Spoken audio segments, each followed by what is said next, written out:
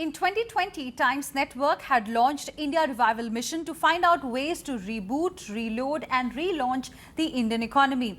The idea was to find innovative solutions to help India deal with the impact of coronavirus pandemic, to help it emerge stronger. As part of this mission, Times Network along with Institute for Competitiveness developed India Revival Mission White Paper. And today we are here to discuss the key highlights. I am Hina Gambhir and joining me today is Dr. A. Velumani, who is CMD Thyrocare. We also have with us Mr. Mahesh Gupta, who is CMD Kent RO. Thank you very much, gentlemen, for joining us here on this special broadcast.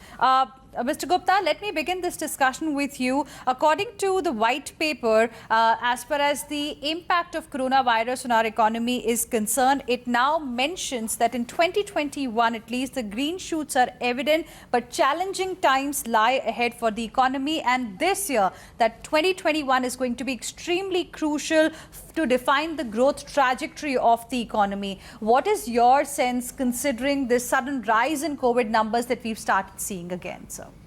Yes, it's a disturbing fact that the COVID is on the increase right now. But let's understand that recovery process has started and it's a perfectly V-shaped recovery. Whatever we lost in the beginning seems to have been recovered by now. And from here onwards, we can see a growth, a good growth coming forward, unless something unnatural happens in due course of time. And we do hope that with the vaccine process on and many people getting vaccinated, this process of corona would get contained very shortly and would not be as strong pandemic as was witnessed in the beginning. This is A. B, we must understand that the fear factor of pandemic has gone from the mind of the people. It was uncertain in the beginning, but now it is more or less certain that how does it behave.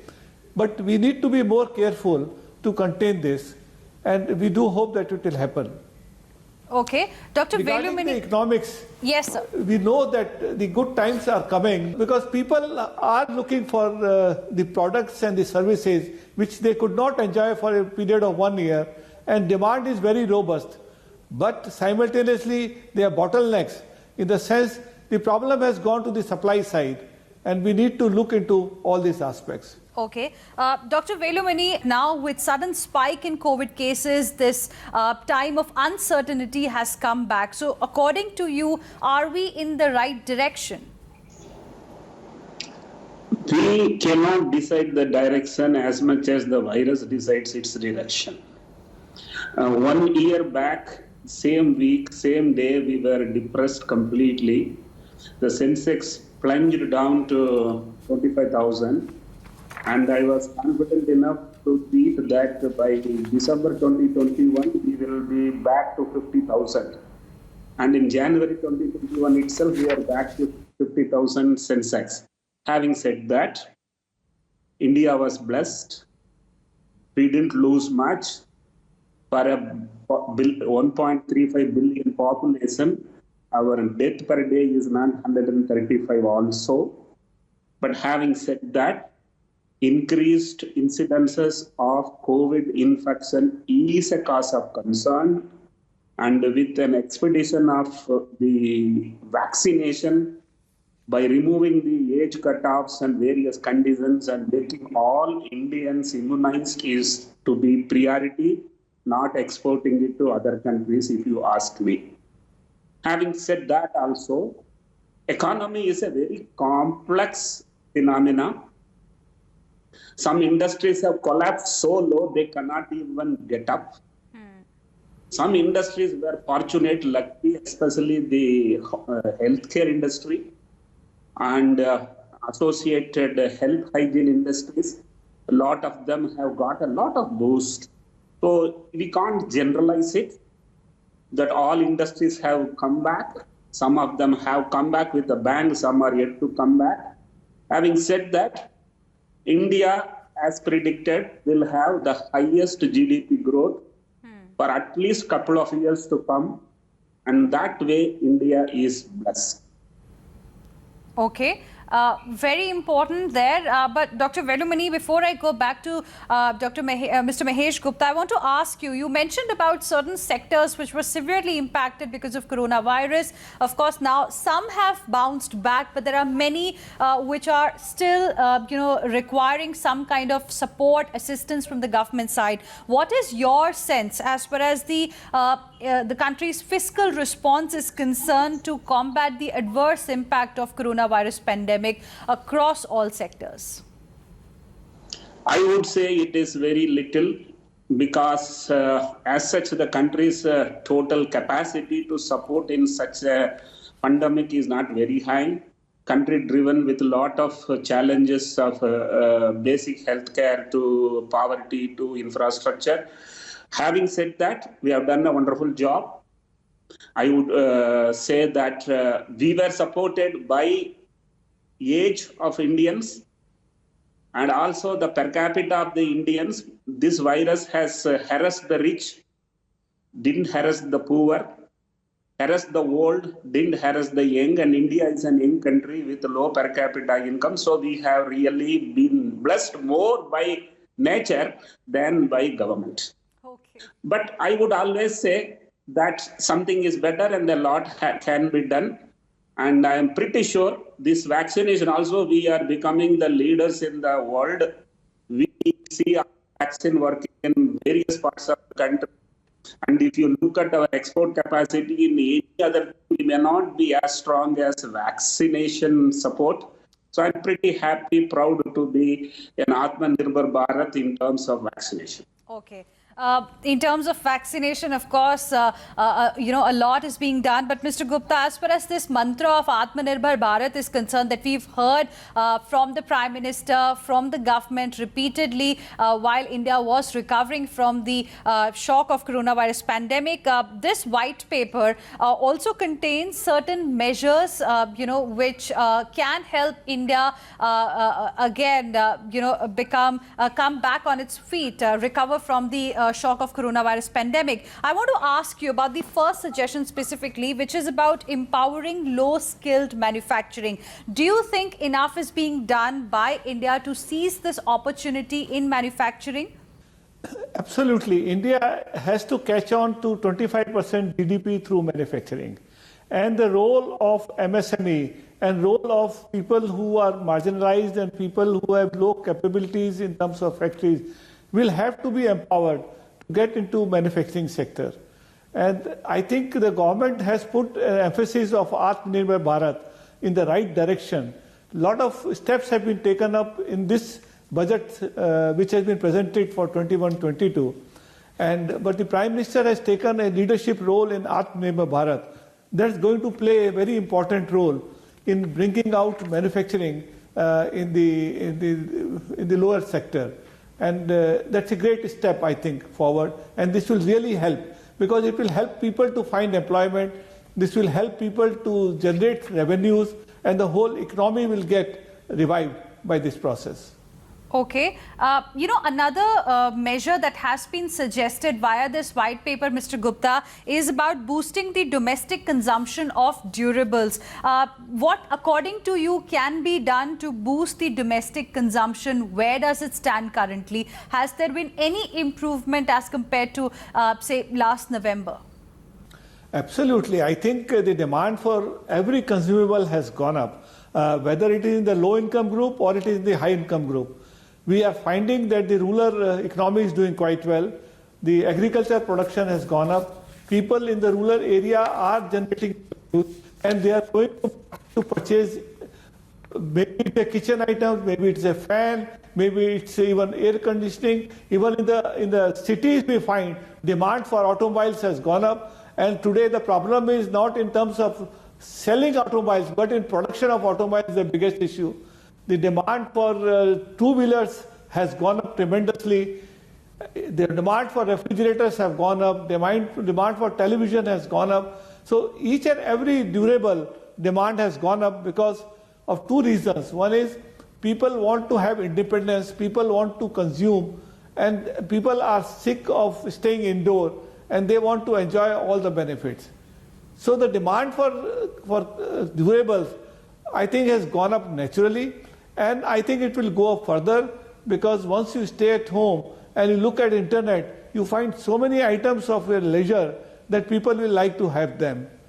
And it is but natural that the demand for durables will continue to grow.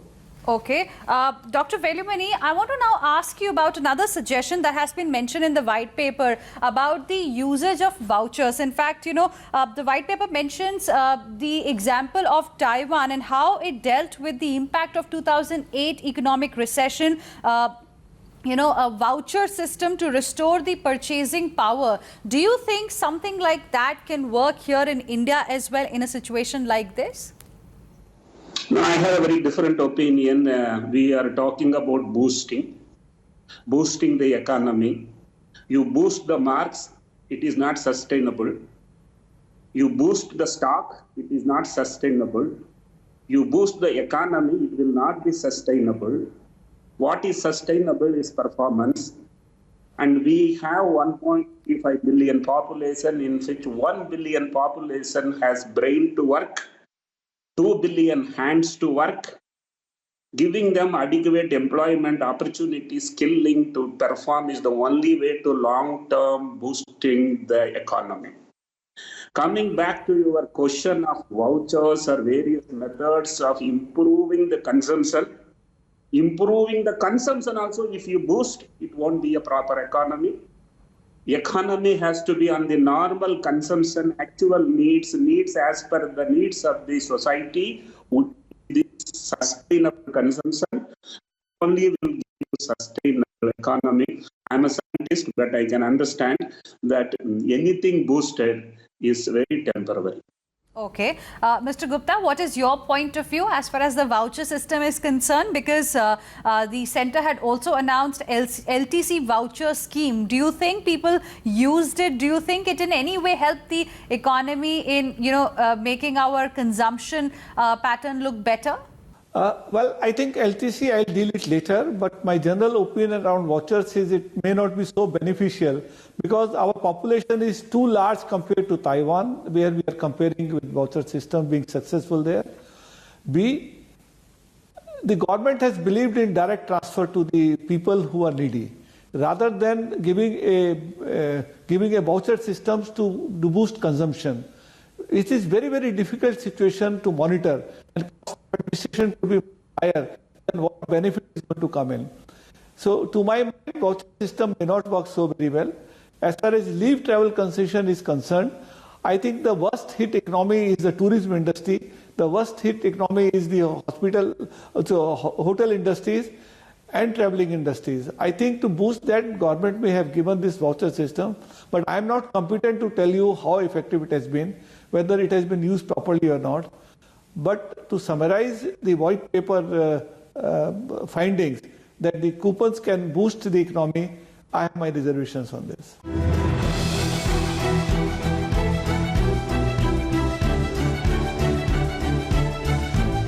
Now, the last thing that I want to focus on is the healthcare sector, because strengthening public investment is another important measure that has been recommended. Dr. Velumani, this pandemic in a way exposed how India does not really have enough healthcare professionals. According to you, what can be done to address this very important issue? Yes, the biggest fear on the strike of pandemic was rich countries have more doctors, more nurses, more beds. Poor country, what it will do? Dar gaya tha hum. Fortunately, the countries where doctors were more have lost more lives than the countries like India. This is one aspect. Having said that, we witnessed a dead body next to a patient lying down in a hospital. We had witnessed many patients collapsing on the door of the hospital due to lack of beds. So government is embarrassed, and government has increased the per capita spending, that is this year spending by almost 100%. So I am happy to see a big allocation, but how does it help? Which part of the pyramid it helps? How it will be implemented and made sure that common man gets a benefit is a huge challenge. Okay. Mr. Gupta, your thoughts on the increase in budgetary allocation for the healthcare sector? Government also acknowledges that this sector really needs a lot of attention. Absolutely. I think there is no two opinion on this. More expenditure on healthcare indirectly benefits the public and the government, because if people are well and they can be taken care of the health sector, they are more productive, they do more production, they come back to jobs and do more production, and government needs to spend less in future. So as much amount of money we can put on healthcare is a beneficial and revival of the whole economy. And second point which you had raised was education. And there can be nothing better than putting money on the education infrastructure, because we are building our future. Because if we have good education system, we will have good professionals coming out from institutions, and they will help us to build GDP in future.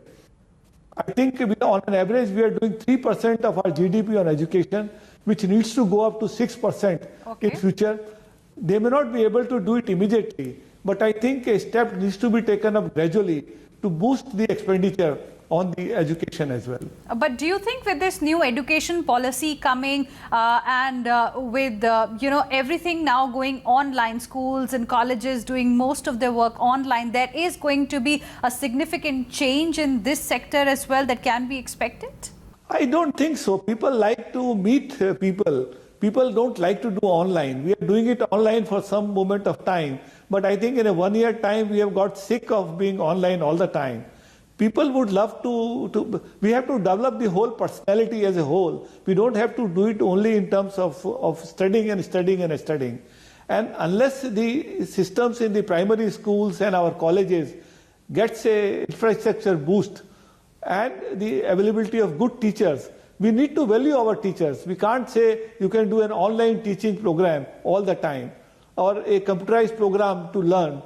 We require one-to-one level of contact. We require people to attend personally to students who require support at different times. So we require good teachers.